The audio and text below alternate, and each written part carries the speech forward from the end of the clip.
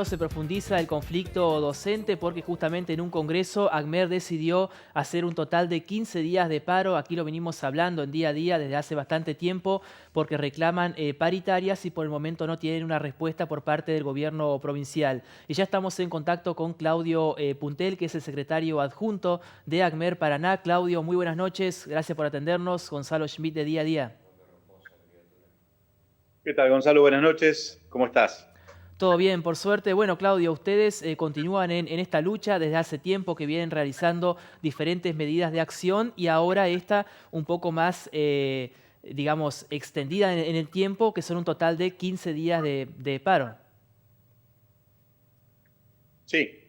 Nosotros veníamos en un conflicto abierto con lo salarial, con una paritaria que fue interrumpida a principio de año por la irrupción de la pandemia. Nosotros entendimos, lo tomamos con responsabilidad y entendimos que era correcto cortar la discusión salarial para priorizar otras cosas, sobre todo lo que tenía que ver en lo de salud en la provincia, para atender a las necesidades frente a la pandemia. Pero a lo largo del año esto ha seguido así y la inflación ha ido comiéndonos el salario, así que, hemos venido planteando al gobierno de la provincia exigiendo la convocatoria a discutir salario en un marco de paritaria.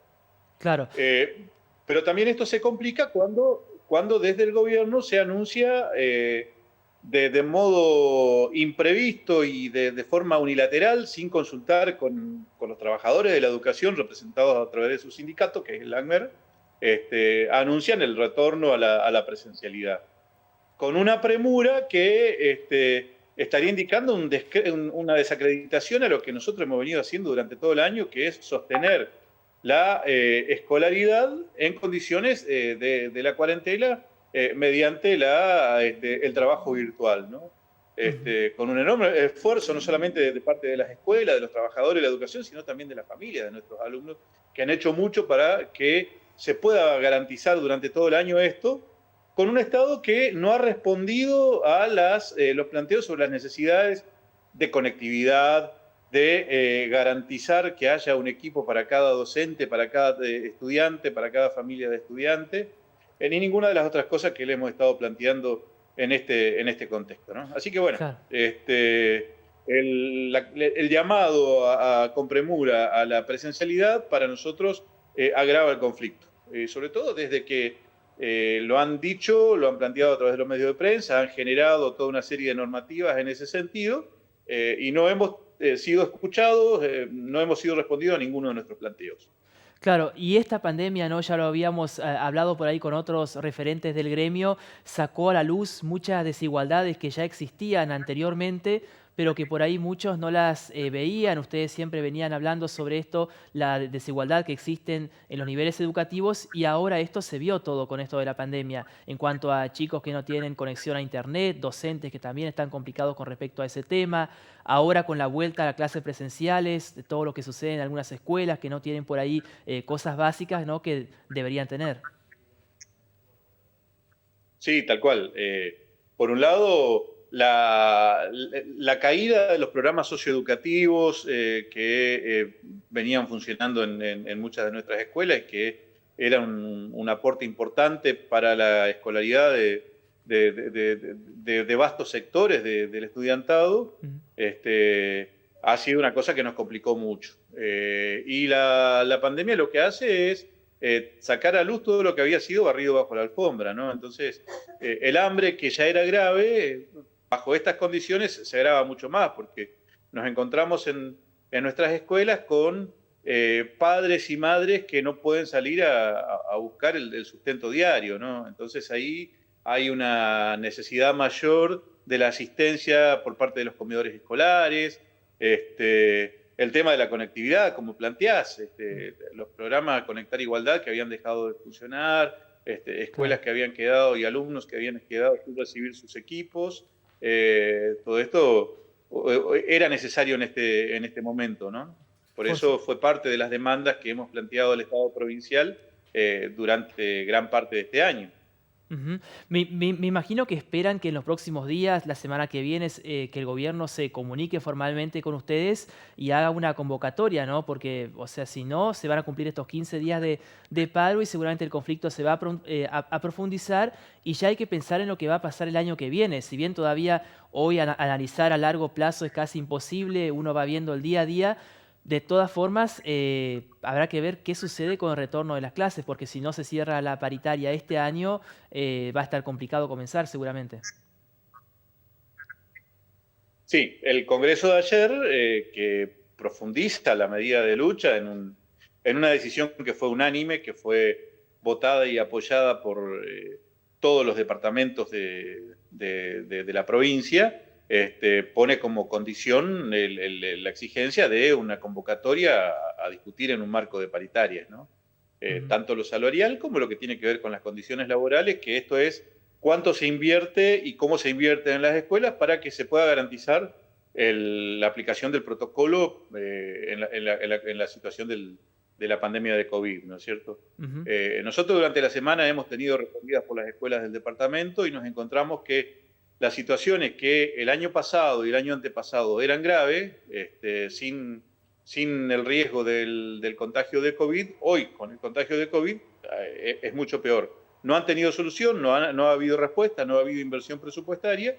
Entonces nos encontramos, por ejemplo, con escuelas que en el lugar del comedor escolar, cuando llueve, se inundan de líquidos hervidos, porque necesitan tanto un trabajo en la instalación de cloacas como también necesitan un trabajo de agua potable, que también necesitan reparación de los techos.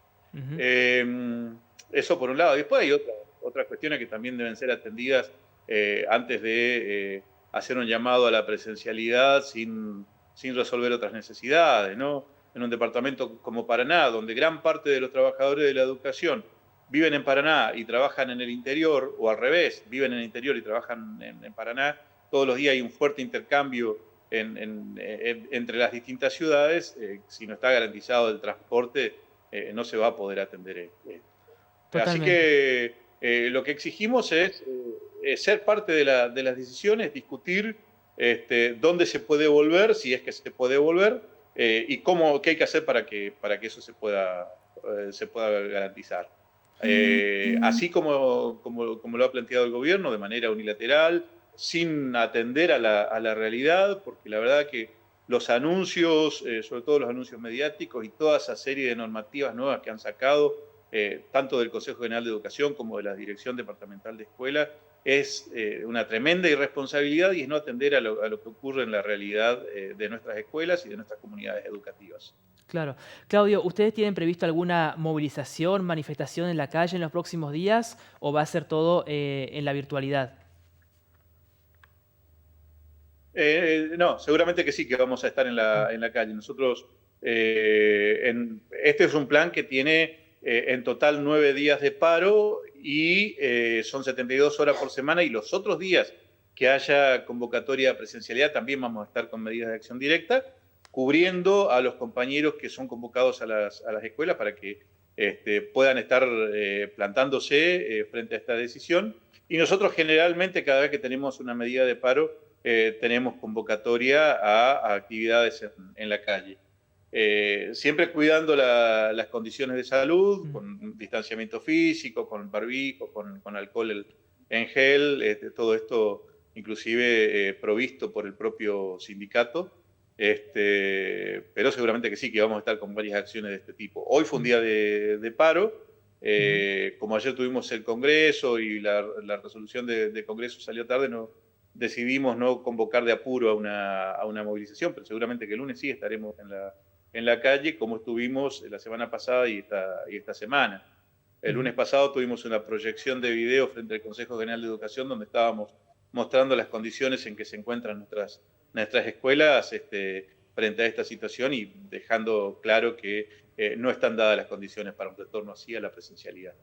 Bien, Claudio, muchísimas gracias por este contacto. Esperemos que pronto, bueno, sean convocados finalmente por el bien de los trabajadores y obviamente por los y las alumnos también, digamos, para que termine bien este año y que podamos comenzar con mayor tranquilidad el año que viene, obviamente independientemente de lo que suceda con la pandemia también.